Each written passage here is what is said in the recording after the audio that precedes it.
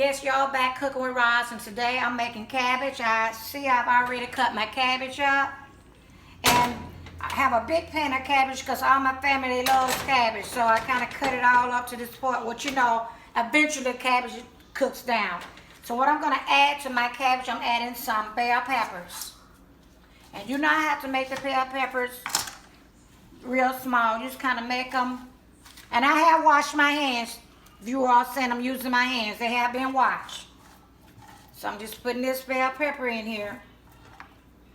Just enough in there just to give it what it need to have. So we're going to do bell peppers. I have put water already in the bottom of my pan. Which water absorbs and cabbage makes its own water. So I do not have to put a lot of water in this. Also, I'm going to add into this, I'm going to put, cutting up this onion. I'm just going to cut some onion and put onion inside of the cabbage. You don't have to put much because it's depending on how much you want to put in, because some people do not like onion. And like I said, I'm cooking for my grands today. They're doing the learning at home, and this is a meal that they have to have this to fill them up after they am done their lesson. They have ate a lunch, but this is supper here, so I'm kind of doing it a little early.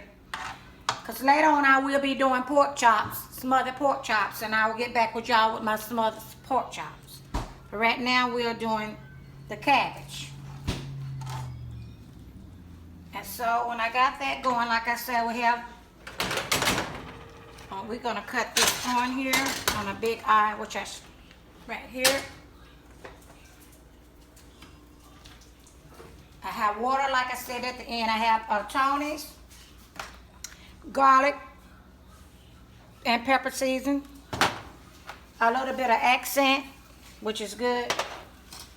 Also, I'm using onion powder. Even though I have the onion in here, also I add my onion powder in there.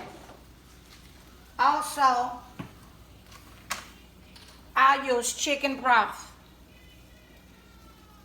Just a little bit of that to give flavor, just not to have the plain water. So what I'm going to do now, since I have the water already in there, I'm going to add a little bit of chicken broth. Not much, but like I said, cabbage, it makes its own water. And what I'm going to do now, you see I have an accent. We're going to put a little bit of accent. Now, you have to do it to your taste. Like I said, everybody's different. I measure, then I don't. I do by eye, so I don't have to measure. But you could do it as you want to. And I use Tony's. And Tony's, you have to have some of this Tony's. This is what you need. Tony's is the thing. And the matter is, this wakes it up so good. And it gives that taste to it. Also, I use garlic and pepper. Instead of putting my pepper, the garlic and pepper is already in there. So I just kind of put this together here.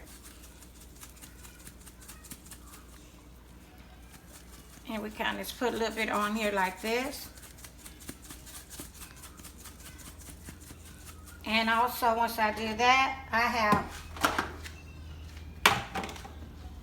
use bacon. I have some bacon grease that I use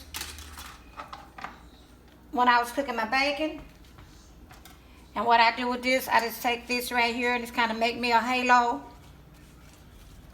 And I just put a little bit of this in there to just give it that taste. This is bacon, the grease from the bacon. I just kind of put this in here. And it will cook down with it. Just kind of put that in there. You can add as you go. For right now, I made the halo as it go. Just try to get all of this out of here.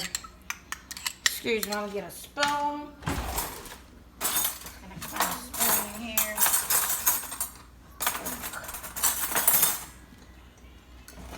Use this fork. It do a little better than what I was doing with that knife. So I'm gonna put all this what I can get out of this here, and what I'm doing is covering all of the cabbage.